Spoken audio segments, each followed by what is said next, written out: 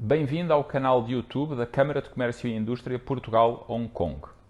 Desta vez tivemos connosco o Dr. Mário Assis Ferreira, que nos prestou o seu depoimento sobre a vida e a obra do Dr. Stanley Ho.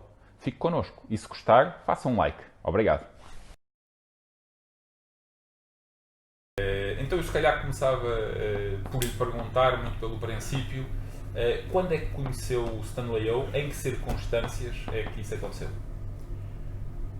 Eu conheci o Stanley Ho nos idos de 1984. Creio que no primeiro semestre de 1984. E conheci-o em circunstâncias que são, de certo modo, desconhecidas por parte das pessoas em geral. O Stanley Ho queria comprar a posição acionista de um dos grupos, que por acaso era minoritário, tinha 40 e tal por cento apenas da Estoril-Sol, e tinha interesse em ter uma parceria com um acionista português que se chamava João Claro. Chamava porque já faleceu há vários anos. E eu era o advogado do João Claro, tinha acabado de chegar de uma permanência e de uma vivência empresarial no Brasil durante 8 anos. Eu era advogado do João Claro, eu e o Miguel Galvão Teles, também já falecido, e procuramos encontrar, digamos, nos dois parceiros, uma posição de equilíbrio em relação às prestações que cada um iria ter que dar para a aquisição dessa posição minoritária. Acontece que essa posição coincidiu, e essa aquisição coincidiu com o lançamento do concurso público da Estoril-Sol em 1984. Portanto, a Estoril-Sol entrou numa nova concessão depois de um concurso lançado em 84, em 87. E ao ganhar o concurso ficou com compromissos que representavam, digamos, 4 prestações de verbas que eram muito significativas e que para o Stanley não tinham um significado especial, mas que para o acionista que eu representava tinham, de tal modo que eu não tinha fogo para aguentar, de maneira que à segunda prestação levantou a bandeira branca. E ao levantar a bandeira branca, surgiu ali uma pequena dialética entre ele e o Stanley Ho, na qual eu tive que intervir com, obviamente, dentro do dever deontológico de representar os interesses do meu acionista, mas também preservando o equilíbrio negocial, que era fundamental. Não foi um processo fácil e foi um processo que me obrigou a ter que, durante vários meses, enviar extensos, naquela altura não havia e-mails, extensos faxes, metros, para Stanley Ho, até que consegui, com alguma fadiga dele, porque isto era um grão de areia em relação a todo o seu império empresarial, consegui, digamos, fazer que se chegasse a um acordo. Mas essa primeira fase do meu contacto com Stanley Ho, sem ser contra ele, não era, digamos, na defesa dele como acionista, mas na defesa de um parceiro, outro acionista. Claro. Bom, chegámos a um acordo, a operação ficou concluída, o Stanley ficou proprietário de toda a posição de 40 e tal por cento, e logo a seguir surge, obviamente da minha parte, a obrigação. Eu era administrador da Estoril-Sol, uma vez que o meu acionista português tinha nomeado. Obviamente, no momento em que ele vende as ações, eu mando uma carta, aliás, um fax ao Stanley Ho, agradecendo-lhe, enfim, toda a forma como as nossas relações haviam decorrido e apresentando-lhe a minha demissão. E com alguma surpresa minha, para quem do lado de lá devia ter algumas razões para me considerar um pouco impertinente, o Dr. Stanley manda-me um fax dizendo: o Dr. Mário Assis Ferreira, nessa altura ainda nos tratávamos com toda essa formalidade, eu vou a Lisboa daqui a mês e meio, peço-lhe que sustenha a sua decisão, porque gostaríamos de falar. Bom, e ele chegou, passado um mês e meio, e eu fui ter com ele ali à casa que tinha em Cascais, a primeira casa que ele teve em Cascais, e tentei formalizar a minha demissão. E ele deu-me uma resposta que revela muito da sua sabedoria.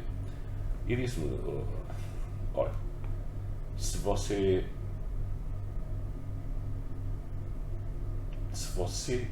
for capaz de me dar a mim, como acionista, até metade daquilo que você moeu a juízo durante vários meses em defesa dos interesses do seu ex-acionista, eu queria lhe pedir que ficasse e que assumisse a minha representação no Conselho de Administração da Estaroção. E eu disse: olha, Dr. Stanley, a verdade é que eu não sou capaz de me entregar a 50% ou nada, quer dizer, ou me entrego a 100% ou até por vezes extravaso para os 150%, de maneira que, dado esse gesto de confiança e de sabedoria da sua parte, pois, fica à sua disposição. E então ele diz: então olha, o meu nome não é Dr. Stanley, é Stanley, e o seu não é Dr. Mário Assis Ferreira, é Mário. E, portanto, a partir de agora, ficamos numa relação não apenas profissional, mas de mútua confiança e de amizade. Bom, e foi assim o nosso primeiro contacto. Eu comecei por assumir aqui a posição de liderança do Casino Estoril, aliás era o único casino do grupo nessa época, e interpretei aquele desafio do Stoner como uma missão que eu tinha que cumprir e cuja primeira etapa seria obter-lhe a posição maioritária na Estoril Sol. O que, através de um processo algo acidentado, mas aí já na plenitude da defesa dos interesses do meu acionista Stanley, eu consegui que de minoritária a posição passasse a ser maioritária em 58%, a família Teles. Teles. É. Manuel Teles. Foi um processo complexo, algo tempestuoso e que demorou cerca de 1 ano e meio, mas que foi muito bem sucedido. E assim eu fiz a primeira etapa no cumprimento dessa missão, que foi dar ao Stanley todas as possibilidades para ter o controle de gestão, para daí para diante. A seguir foi todo um processo conceptual, de transformação conceptual da ideia de casinos que havia em Portugal, que eram apenas salas de jogos com serviços anexos, naquilo que são hoje os nossos casinos, ou têm sido, antes do Covid-19, porque de salas de jogos com serviços anexos passaram a ser centros multidisciplinares de atividades artísticas, culturais, de animação, de espetáculo, de grandes galas, de convívio social, de exposições de arte, de prémios literários, do lançamento de uma revista que é considerada, digamos, um ícone em termos mundiais e é a revista europeia mais premiada, está em cerca de 72 edições e tem mais de 90 prémios nacionais e mundiais e, portanto, essa visão é egoísta. E, portanto, essa visão que agora acaba de completar 20 anos. Eu lancei-a quando começou o milénio, no ano 2000, e, enfim, estou agora a escrever o editorial para o próximo número. E foi assim que as etapas foram prosseguindo. Veio o Casino da Póvoa, que eu consegui também em excelentes condições. Quando eu digo eu e o Conselho de Administração, é óbvio. Depois, o grande desafio, e esse muito impulsionado pelo Stanley, que era o desejo de desdobrar a concessão do Estoril para Lisboa. Foi um processo também muito complexo, quer politicamente, quer juridicamente, mas felizmente conseguiu concretizar-se. E antes de Lisboa, a Póvoa, ou a Póvoa já vem com Não, a Póvoa é anterior. A Póvoa é de 1997. O Lisboa é de 2006. Foi um processo antes de 2006 eu tinha conseguido renegociar todas as concessões, era presidente da Associação Portuguesa de Casinos e, portanto, como mandatário plenipotenciário de todas as concessionárias portuguesas, intervi em todas as negociações para conseguir isso, que não foi fácil, mas que finalmente foi concretizado em 2001. O Casino de Lisboa vem juntar-se a um novo desafio, em que eu fui muito estimulado pelo Stanley Oak. Toda a gente dizia que era impossível, mas afinal a impossibilidade não existe. A única impossibilidade é evitar a morte terrestre. Enquanto há vida e capacidade de luta e de determinação, os resultados alcançam-se.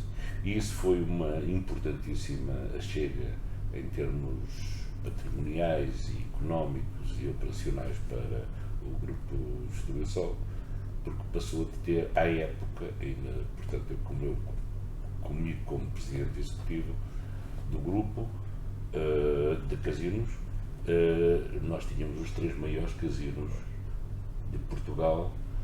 Digamos, os 3 casinos representam 66% de toda a receita e cerca de 72% da tributação, porque a nossa tributação é mais pesada do que a generalidade dos outros casinos portugueses, com exceção do Casino de Espinho.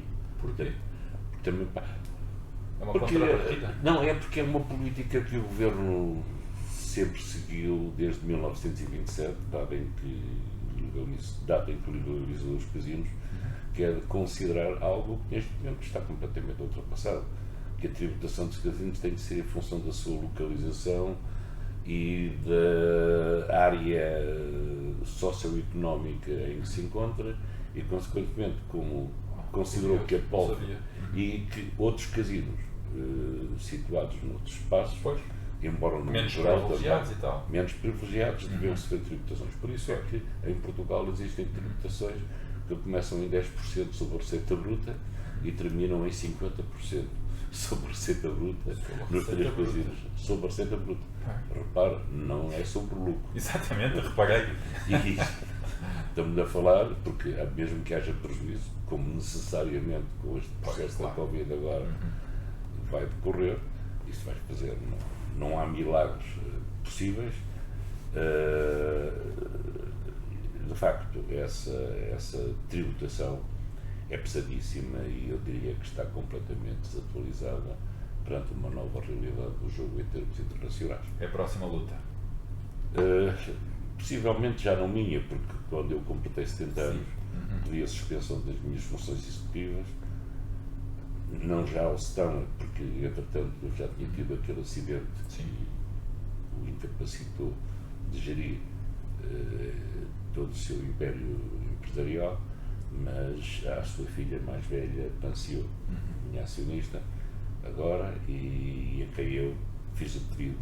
Achei que era a altura, com 70 anos, e depois de uma vida intensa de dedicação, em que trabalhava entre 14 a 16 horas por dia aqui, e aos dias de semana apenas 10, que era para descansar, eu achei que era tempo de também pedir aos meus colegas que passassem a gerir, digamos, o dia-a-dia, o cotidiano, e eu funciono hoje em dia como uma espécie de chairman. Portanto, não tenho uma função executiva, mas tenho a sorte, o privilégio de, a minha opinião, ser ouvida e de continuar a ter, digamos, alguma representação neste segmento de atividade que as pessoas atribuem-me, enfim, aquele saber da experiência feita. Claro. E pronto, aqui está a descrição algo extensa, peço desculpa, digamos, a minha vida em representação do Straumann aqui em Portugal. Foi extremamente gratificante conhecer aquele homem, porque eu encontrei no Stone, aliás, a seguir à nossa primeira conversa, já com ele, como meu acionista, ele disse-me: Mário, eu reconheço que a distância e a diferença cultural entre a China e Portugal implica, digamos, uma diferença de gestão, e por isso você fica com as mãos livres para atuar. Obviamente não presta contas, mas fica com os mãos livres, porque eu não tenciono fazer uma intervenção, digamos, de micromanagement à distância, e consequentemente você é que decide. Obviamente dando-me as devidas informações. E assim foi.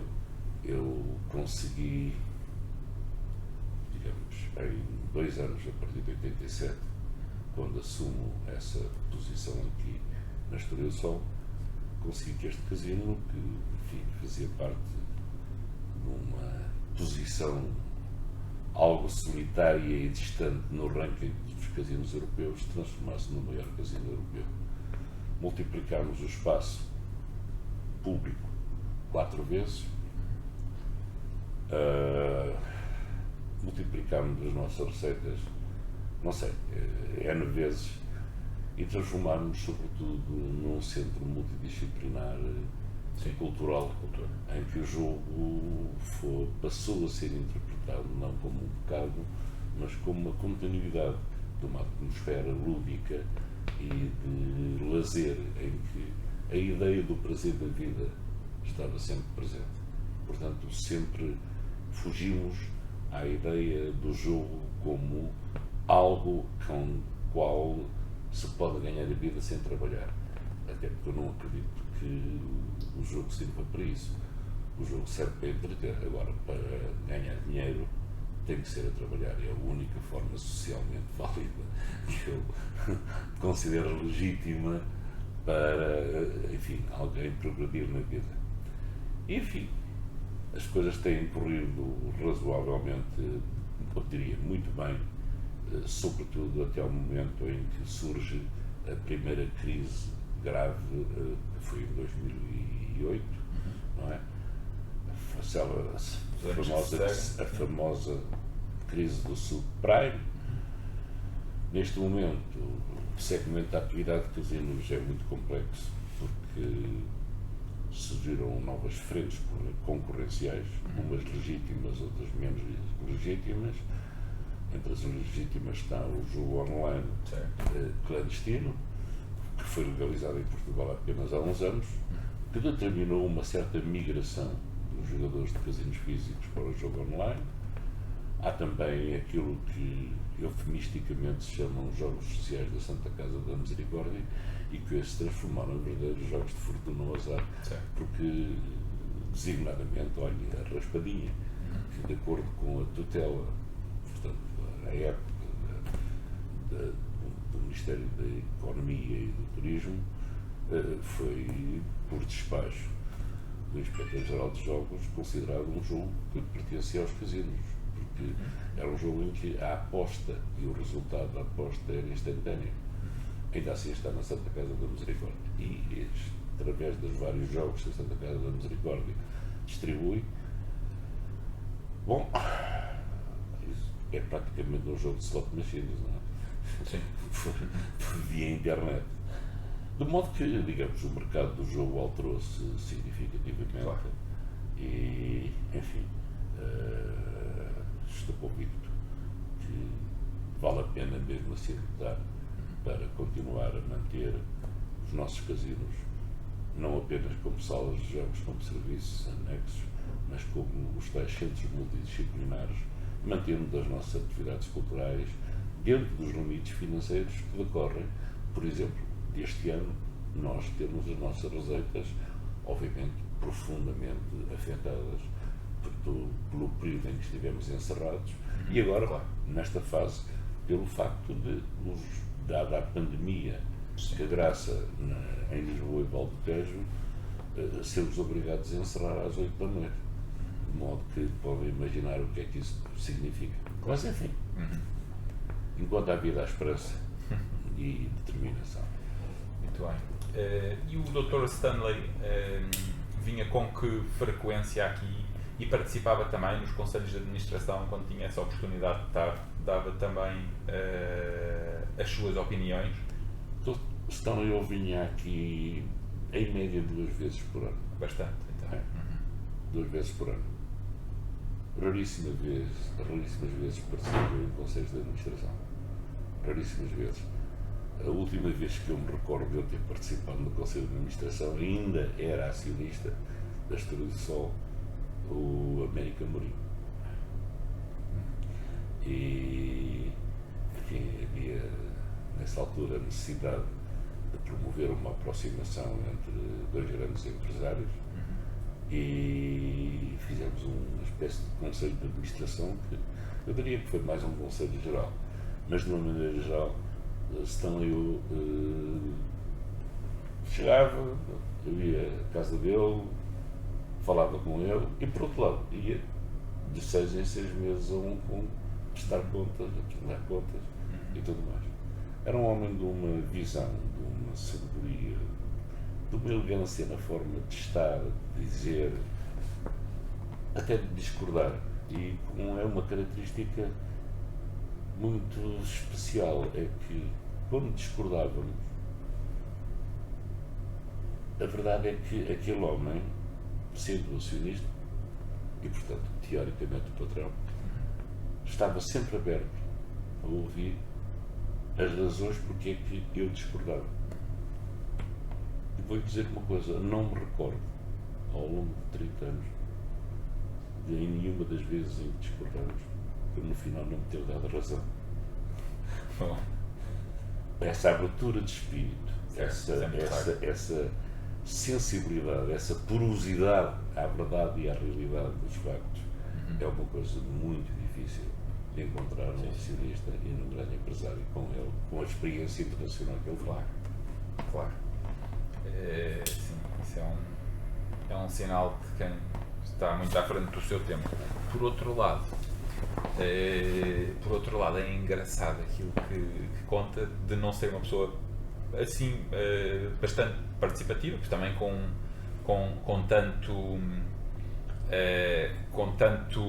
tantas empresas e tantos investimentos em vários pontos do mundo, tinha que sempre que seguir o seu instinto e confiar em algumas pessoas. Se tem enganado umas vezes, mas seguramente acertou na maioria delas, porque senão não tinha sido o que foi. Sem dúvida.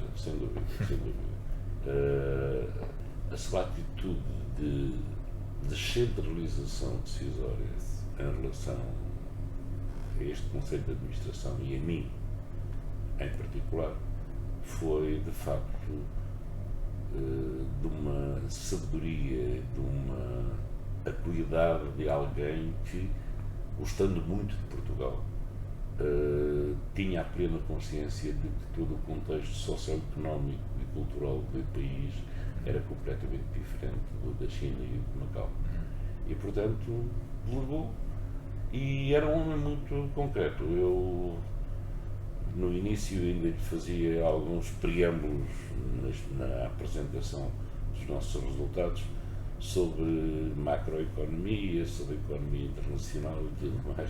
E eu dizia, Omar, qual é o lucro? E tudo bem. Mas, sempre dizendo, o lucro não é indiferente, mas a imagem e o prestígio são fundamentais que sejam sempre alcançados, mesmo que representem algum custo que possa diminuir o lucro. isso explica muita coisa. Isso explica muita coisa. Isso explica muita coisa. Isso é muito engraçado. Contou também... Não diria. Contou também que se fez esse conselho de administração, e eu acho que esse episódio poderá ser giro e também explorar um bocadinho, se for possível, em que se fez esse conselho de administração em que se tentou aproximar também um grande empresário português, o Dr. América Mourinho, e chegaram a ter negócios, ou o Dr. Stanley ajudou a América Mourinho a entrar na China, por exemplo? Ou Não. A América Mourinho já tinha entrado. Já tinha entrado. Ok. Ele tinha entrado na China, o América Mourinho entrou na China antes de Portugal ter relações diplomáticas. Não sabia. É verdade. Antes de Como 78, não é? Como entrou 79. na Rússia também. Não, era um homem, foi um pioneiro de todo um conjunto de técnicas de exportação e de comercialização no exterior, que também não deixou muitos exemplos aqui em Portugal. Ele foi, de facto, um grande homem. Sim. As relações entre eles foram sempre boas. Não chegaram a ter nenhum negócio em conjunto que não fosse da restauração. Talvez porque o América Mourinho um dia se tenha entusiasmado em numa reunião em que estávamos juntos e em que esteve o Ambrosio Sow. E em que esteve o Ambrosio Sow. Num determinado momento, o América Mourinho fez uma coisa que jamais se faz um grande empresário chinês. Apontou-lhe o dedo assim. Como quem dá uma instrução. E a partir daí eu senti que as minhas relações com a América Mourinho sempre foram excelentes, mas houve um certo arrefecimento. Certo, sim. Gestos culturais nem sempre são compreendidos. Natural. E a última vez que estive com Stone, porque continuei a ter que ir prestar contas à CEO, à atual acionista, pedi-lhe, já lá vão 3 anos e meio. Foi numa fase em que ele ainda estava em casa, embora quase com um sistema hospitalar Dentro de casa.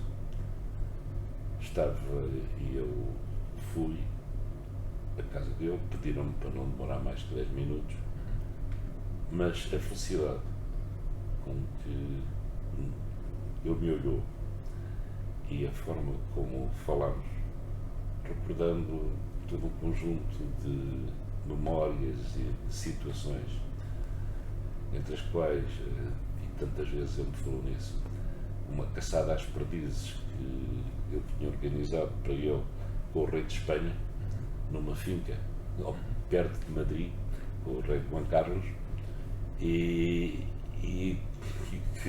de tantos montes de perdizes que foram aparecendo, ele, com o prazer daquilo, ele já a disparava para o meio e já matava perdizes, porque elas eram aos magotes. E a nossa conversa decorreu de uma forma profundamente emotiva, de recordação, de boas memórias. Ele estava totalmente vestido, estava com umas luvas até aos dedos e tinha uma traqueia de plástico, mas estava completamente lúcido. E então falava. E falava. Sim. Falava perfeitamente bem. E a conversa prolongou-se muito mais que os 10 minutos e a essa altura eu estava preocupado, porque obviamente eu estava cansado. Claro. Até que ao fim de 1 hora eu arranjei um pretexto para lhe dizer que, enfim, era chegar, tinha um encontro que por acaso nem tinha. Sim. Mas, enfim, era uma forma de aliviar, digamos, o cansaço que necessariamente lhe sobreviria dessa nossa conversa. E pela primeira vez na minha vida peguei-lhe na mão e como os dedos eram a única parte do corpo que me era acessível, fiz o gesto de lhe beijar os dedos, num gesto de homenagem, mas também de profunda amizade e gratidão. E o Stanley disse-me: não, Mário, não é assim que você se despede de mim. Chamou o médico e a enfermeira lhe disse: ponha-me de pé nesta cadeira de rodas, porque eu quero dar um abraço a este homem que tanto fez por mim em Portugal. Devo confessar que as lágrimas me rolaram e saí o mais apressadamente para não mostrar toda essa comoção. E agora que, hoje, mais exatamente, que é o funeral dele, aliás, as cerimónias de funeral começaram ontem, 8, prolongam-se por hoje 9, e amanhã, 10 de julho, uma das promessas que eu tinha feito a mim próprio e da qual me penalizo profundamente é que eu queria estar em Hong Kong para lhe prestar uma última homenagem, um último gesto de gratidão por tudo aquilo que ele me ensinou e tudo aquilo que ele me mostrou como vivência de uma sensibilidade humana em que, apesar das diferenças culturais, sempre encontramos denominadores comuns e fatores de empatia que nos ligaram. Infelizmente, por todos os esforços que eu fiz de agências de viagens, nem há voos, nem haveria outra solução se não ficar 14 dias de quarentena. Sim. Quando chegasse à China. De modo que está aqui em espírito, e se passarem por aquele hall do Casino de Estoril ou do Casino de Lisboa, no seu busto está um ramo de flores que ali foi colocado em homenagem neste seu dia de funeral e de eterna saudade para todos nós. Foi um mestre, para mim foi sobretudo, além de um mestre, um grande amigo. E a nós, nesta dificuldade de encontrar palavras para exprimir a sua falta, resta-nos apenas, digamos, o ensejo de tentarmos ser dignos da sua obra. Acho que é muito bonito e de facto era impossível lá ter ido, não havia qualquer hipótese. Não havia. Também tenho estado... Mas já há um remorso que me rói. Mas é a vida. Contra factos. Mas estas suas palavras acho que são muito importantes e acho que isso é o mais importante, é o que se sente. É. E eu... Não é propriamente um caso de bipolaridade, mas de facto há duas facetas em mim, uma que é puramente racional, rigorosa, e a outra que é ao lado do coração, que por vezes estabelece uma dialética entre esse rigor e essa racionalização e aquilo que o coração manda. Isso reflete-se, aliás, quando escrevo, por exemplo, para a Egoísta. Eu acho que não deixo de escrever com o cérebro, mas há uma coisa que eu tenho certeza, é o meu coração também que está a escrever. Eu escrevo com o coração.